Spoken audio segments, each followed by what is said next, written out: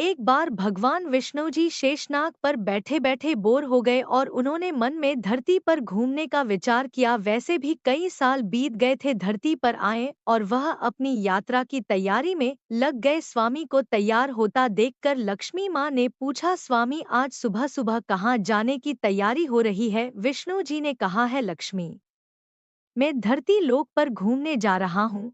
लक्ष्मी माँ ने भी कुछ सोच समझ कर कहा है, देव क्या मैं भी आपके साथ चल सकती हूँ? भगवान विष्णु जी ने 2 पल सोच कर कहा था, पर मैं तुम्हें एक शर्त पर अनुमति देता हूँ। तुम धरती पर पहुंचकर उत्तर दिशा की ओर बिल्कुल मत देखना। इसके साथ ही माता लक्ष्मी ने हाँ कहकर अपनी मनवाली और सुबह सुबह माँ लक्ष्मी और भगवान विष्णु धरती पर पहुंच गए। अभी सूर्य देवता निकल ही रहे थे। रात बरसात होकर ही थी, चारों ओर हरियाली ही हरियाली थी। उसे समय चारों ओर बहुत ही शांति थी। धरती बहुत ही सुंदर दिख रही थी और माँ लक्ष्मी मंत्र मुक्त होकर धरती को देख रही थी और भूल गई कि पति को क्या वचन देकर आई है, और चारों ओर देखती हुई कब उत्तर दिशा की ओर देखने लगी पता ही नहीं चला। उत्तर दिशा में माँ लक्ष्मी को एक बहुत ही सुंदर बगीचा नजर आया और उसे तरफ से भीनी भीनी खुशबू आ रही थी और बहुत ही सुंदर सुंदर फूल खिले थे। यह एक फूलों का खेत था और माँ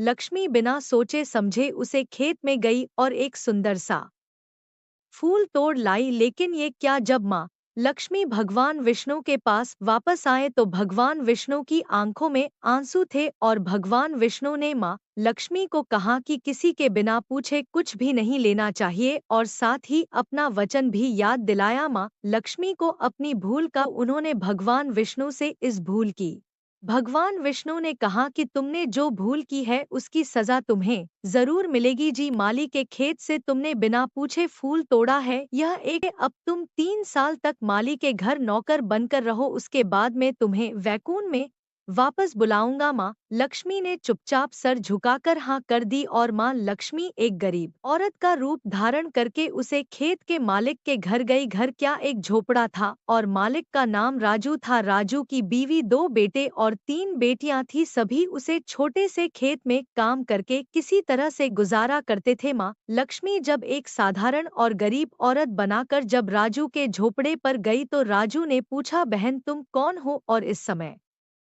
तुम्हें क्या चाहिए? तब माँ लक्ष्मी ने कहा, मैं एक गरीब औरत हूँ, मेरी देखभाल करने वाला कोई नहीं है, मैंने कई दिनों से खाना भी नहीं खाया, मुझे कोई भी काम दे दो, साथ में तुम्हारे घर का काम भी कर दिया करूंगी, बस मुझे अपने घर में एक कोने में आसरा दे दो। राजू बहुत ही अच्छे दिल का था, उसे दया आ गई, लेकिन उसने कहा, बहन मैं तो बहुत गरीब हूँ, मेरी कमाई से मेरे घर का खर्च मुश्किल से चलता है, लेकिन अगर मेरी 3 की जगह 4 बेटियां होती तो भी मुझे गुजारा करना पड़ता, तो मैं आज से अपनी 3 नहीं 4 बेटियां समझूंगा। अगर तुम मेरी बेटी बनकर, जैसा रुखा सुखा हम कहते हैं, उसमें खुश रह सकती हो तो बेटी अंदर आ जाओ। राज्यों ने माता लक्ष्मी को अपने झोपड़ी में शरण दे दी और माँ लक्ष्मी 3 साल उसे राजू के घर नौकराना कर रही। जिस दिन माँ लक्ष्मी राजू के घर आई थी, उसे दिन से दूसरे दिन ही को इतनी आमदनी हुई कि उसने एक गाय खरीदी, फिर दूसरी खरीदी, फिर तीसरी खरीदी। इस प्रकार उसने गौशाला डाल दी। फिर धीरे धीरे राजू ने काफी रुपए कमाई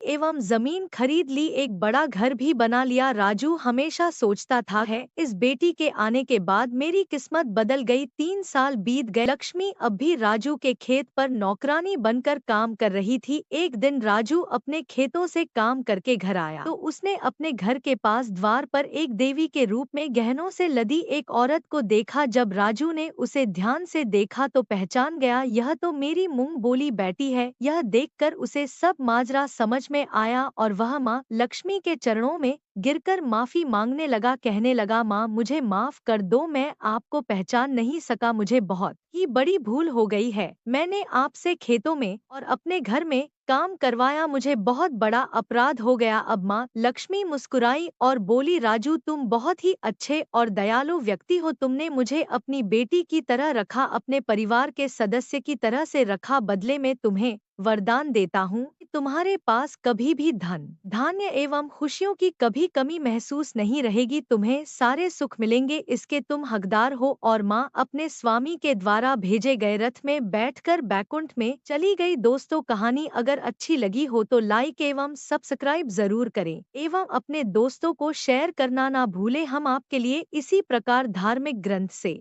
जुड़ी हुई कहानी लेंगे।